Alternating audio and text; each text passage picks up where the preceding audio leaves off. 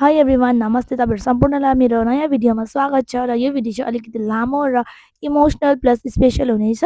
अनि म आशा गर्छु कि तपाईँहरू अन्तिमसम्म हेरिदिनुहुन्छ भनेर यो भिडियो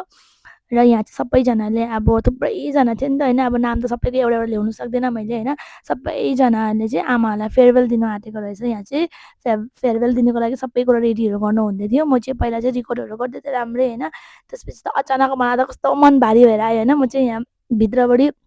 साइडबाट नै गर्दै किनभने म चाहिँ अहिलेसम्म चाहिँ आमा आप्पासँग यस्तो टाढो चाहिँ भएको छैन बिहा चाहिँ भएको नै हो तर पनि बिहा भएर चाहिँ म कहिले पनि यस्तो टाढो गइनँ किनभने अब सरकारी कामले गर्दा होला हाम्रो चाहिँ यहाँ नजिकै नजिक क्वार्टर छ नि त सो त्यही भएर मेरो ससुराली चाहिँ नजिकै छ अगाडि पछाडि त्यही भएर म चाहिँ अहिलेसम्म त्यस्तो कहिले अब टाढो भएको छैन आमाहरूसँग होइन मलाई त कस्तो नराम्रो लागेको अनि सबैजनाले भन्नुहुँदै थियो नि त नरु यस्तै हो भनेर सबै धेरै बोजूले भन्नुभएको थियो नि त मलाई नरु नानी तँ रुइस भने कहाँ हुन्छ भने तर मन कहाँ मान्छ है जस्तो जस्तो मनलाई बुझाएर चाहिँ म आएँ भिडियो गर्नु तपाईँहरूलाई पनि त अब देखाउनु जरुरी छ भनेर चाहिँ म रेकर्ड गर्नुको लागि आएको त आमा पनि रुनु हुँदै रहेछ झन् मेरो मन त कस्तो नराम्रो भयो क्या अब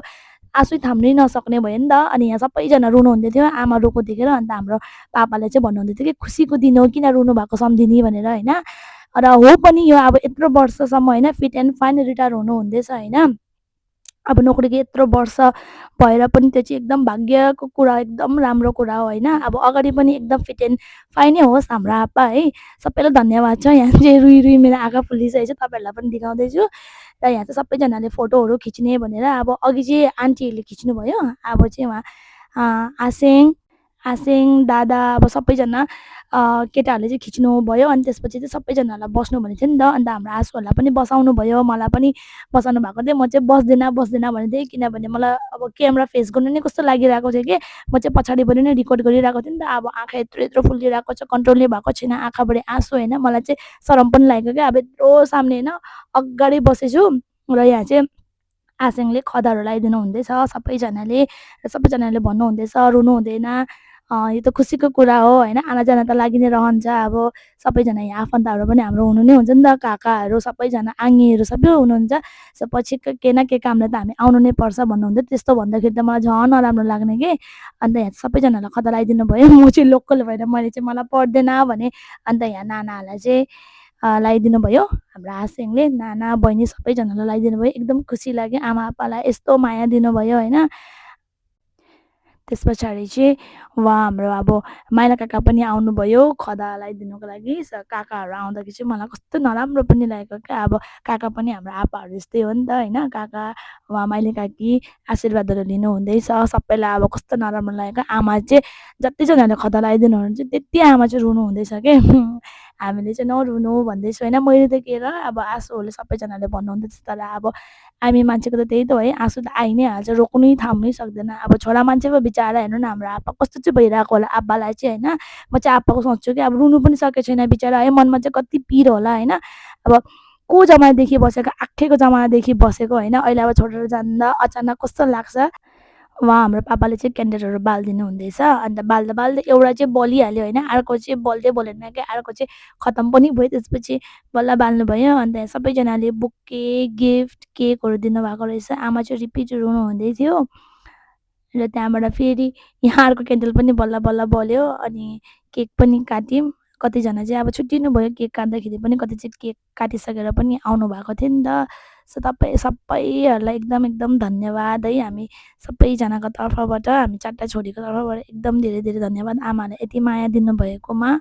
अनि नर्जेनलाई चाहिँ यहाँ आप्पाले केक खिलाउनु हुँदैछ आप्पालाई चाहिँ नानीहरू पुरा मनपर्छ नि त अन्त यो चाहिँ आमाहरूको लाइनको नानीहरू हो क्या सबैलाई खिलाउनु हुँदैछ आसिनको छोरी यहाँ नानाको छोरी अन्त सबै यहाँ नाम बोलाउँदै खिलाउनु हुँदै थियो नि त किनभने आप्पाले चाहिँ नानीहरूलाई पुरा माया गर्छ अन्त याद गर्दै खिलाउँदैछ क्या सबैलाई नाम लिँदै अनि उहाँ आन्टी पनि आउनुभएको थियो आन्टीले चाहिँ अब टिका अन्त खदाहरू लगाइदिनु हुँदै थियो आमा चाहिँ रुनु हुँदै थियो किनभने आमाको अब क्लोज साथी नै हो नि त साथी जस्तै नै हो हामी चाहिँ पहिला माथि तल र मुनि तल बस्नुहुन्थ्यो नि त तर आन्टीहरू चाहिँ अहिले अर्को जग्गा सिफ्ट हुनुभयो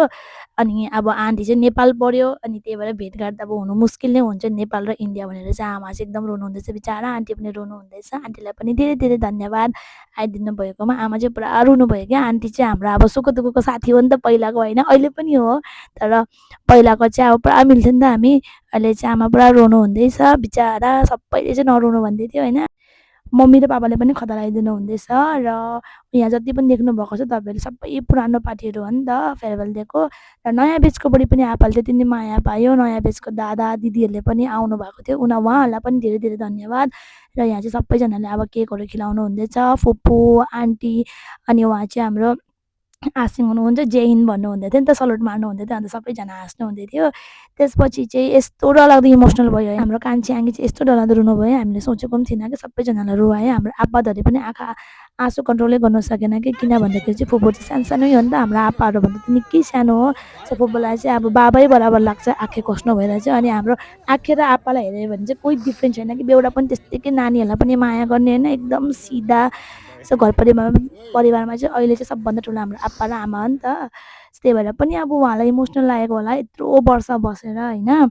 अनि त्यसपछि रुएर चाहिँ एकछिन फ्रेस हुनको लागि चाहिँ यहाँ अब सबैजना नाचगाना गर्ने भनेर चाहिँ बेसी रुवाबासी भयो भनेर सबैजना चाहिँ तात्तिसकेको थियो अब नाच्नको लागि। अनि उहाँ चाहिँ बोजू हुनुहुन्छ अनि उहाँ चाहिँ मेरो पापा हुनुहुन्छ दुईजनाले चाहिँ खतरनाक डान्स दिनुहुँदै थियो क्या। त्यसपछि मैले पनि आफ्नो मुड चेन्ज गरेर हेर्नु न नाचेर यस्तो डरलाग्दो रात्तै भइरहेको छु। अनि साइडको नानीलाई पनि मैले नाच न भन्दैछु होइन ऊ पनि नाच्दै थियो। अनि सबैजना एकदम खानासाना खाइसकेर एकदम कम्मर कसेर अब चाहिँ 12 बजेसम्म रिपिट नाच्नुपर्छ भनेर यहाँ दिदी म नाना सबैजना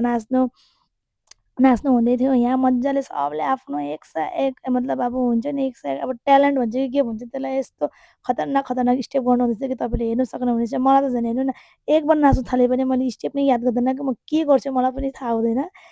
सो त्यहाँबाट नाच्दा नाच्दा 12 पनि बजिसक्यो। अनि मैले चाहिँ सबैलाई विस गर्दै ढोक गर्दै थियो। एभ्री इयर यसरी नै न्यू इयर सेलिब्रेट गर्छ हाम्रो चाहिँ। अब अर्को वर्ष त खै के हो हामी पनि हुँदैन होला सायद यो जग्गामा होइन। अब सबै आफ्नो आफ्नो जग्गामा हुन्छ होला। सो यो वर्ष चाहिँ यसरी नै रमाइलो भयो। अनि त्यसपछि चाहिँ एभ्री इयर हाम्रो बोजूको पनि 1 तारिक बर्थडे नै हुन्छ। अनि दुइटा छोरीले चाहिँ केक ल्याइदिनु भएको थियो। अनि केक पनि कट गर्नु आँटेको थियो। अन्त भाइहरूले चाहिँ दुइटा गिफ्ट देखाउनु हुँदै थियो साइड साइडको। र हाम्रो चाहिँ यसरी नै एकदम रमाइलो गयो यो वर्ष एकदम यादगार नै भयो। फन भयो इमोसनल भयो एकदम यादगार भयो होइन। सो आशा गर्छु तपाईँहरूको पनि एकदम राम्रो नै गयो होला 31st है। Thank you guys for watching bye by.